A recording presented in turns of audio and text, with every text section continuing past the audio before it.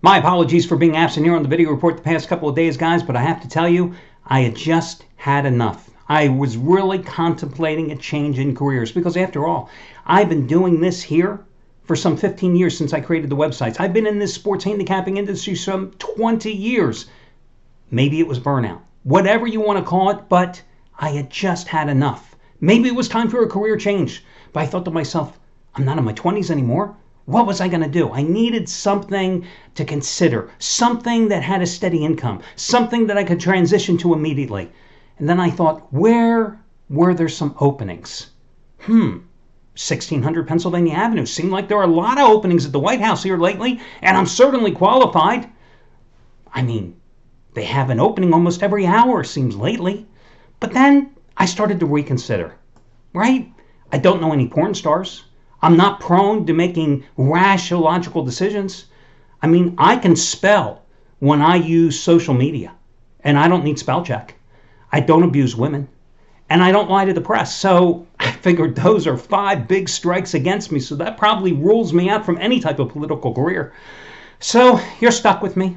The White House's loss is your gain. So I will be here the rest of this week and all of March. And baseball and football season. What can I tell you? You're stuck with me.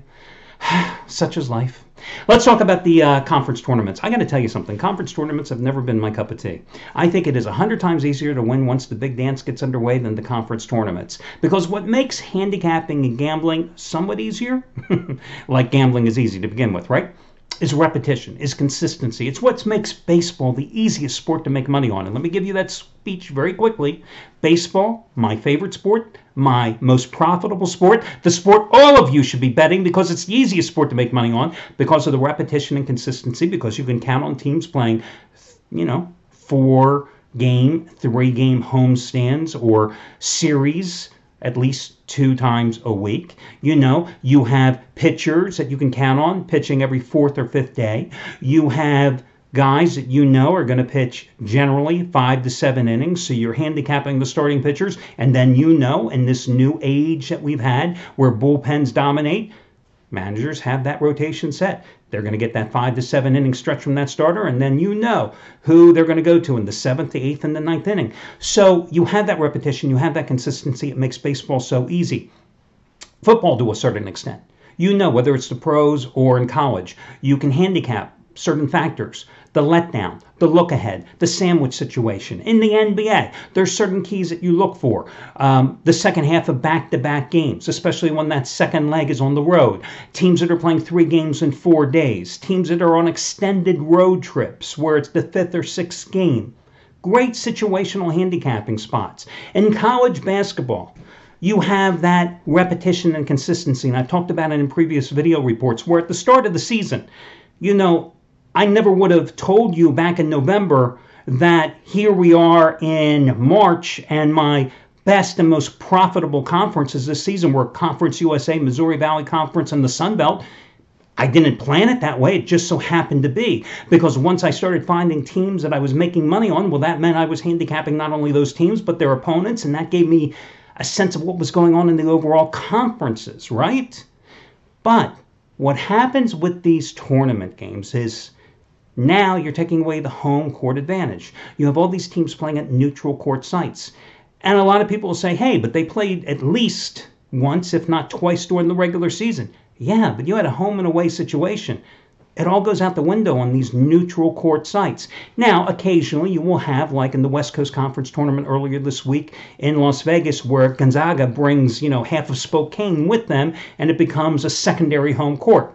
But that is the exception rather than the rule. So you have to throw out the window what generally happens during the regular season. The other thing that complicates matters is when you have teams that catch lightning in the bottle. Look at Michigan last week in the Big Ten tournament. Look at Boston College, right? Look at Boston College.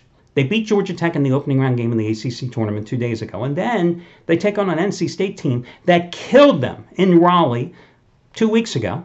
An NC State team that won 5 out of 6 down the home stretch of the regular season, and Boston College dominated them yesterday. There's no rhyme or reason for that. Again, you're removing the consistency, the repetition, the patterns that develop during the regular season, and it makes it a crapshoot here in the conference tournaments.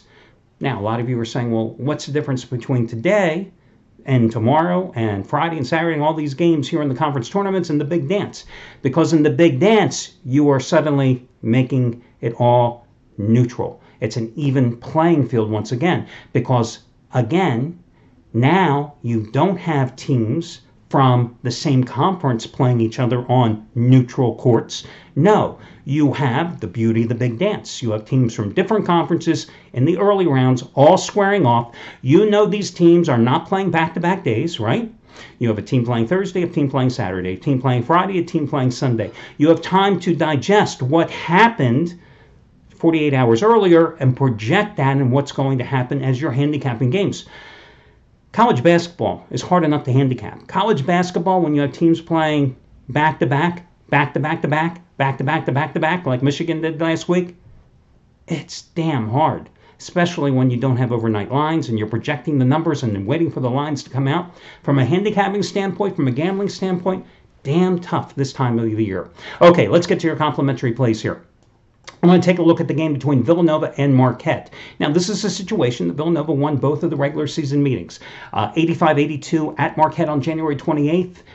In that game, Marquette's big scorer, Marcus Howard, just really struggled. He went scoreless in the second half of that contest, 5 for 18 overall, finished with just 13 points. Jalen Brunson had a big hand in that game. 31 points, great defense. Mikal Bridges had 16 points. 4 of the Villanova starters were in double figures in that game, and Villanova on the road in that contest shot 48.3%. Then in the home game to start the season, January 6th, Villanova won that one. Of course, it wasn't on their home campus, Wells Fargo Center in Philadelphia. They won that game 100-90. Brunson had 27 points, and again, Villanova, coming off its first loss of the season at Butler, had again 4 starters in double figures, and in that one they shot 56.1%, and they overcame a great game from Marcus Howard where he had 37 points. Now, this is a situation where Villanova has generally rose to the occasion on the road. 9-3 in true road games, but a perfect 6-0 in neutral court games. It's a big number, 10.5 points. Villanova has played spotty down the home stretch. But this is a team, Villanova, that relies on the three-point shot more than anybody else in college basketball for one of your top 20 teams, okay? They live and die. When they're hitting the three ball, they are as explosive offensively as anybody in college basketball. That's why I'm willing to lay the 10.5 points with them. And they are a team generally, as you have seen in past postseasons, that rise to the occasion. I think Jay Wright's team puts it together here. I like Villanova, and I'm willing to lay the points with them in this contest. A late game at 11:30 Eastern Time. Oregon is a 2-point favorite against Utah. Now, Oregon was lucky.